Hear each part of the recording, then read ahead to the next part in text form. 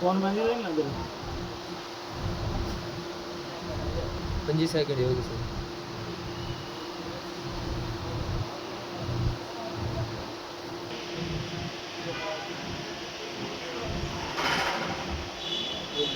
rashes काढा रे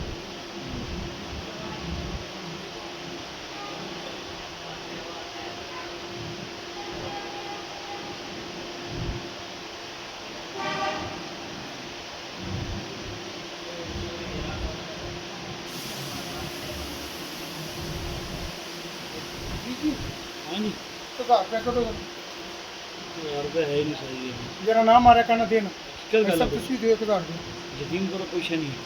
दुआ है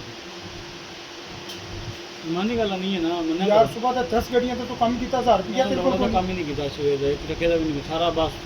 पुराना काम कढ़िया जो 500 रुपये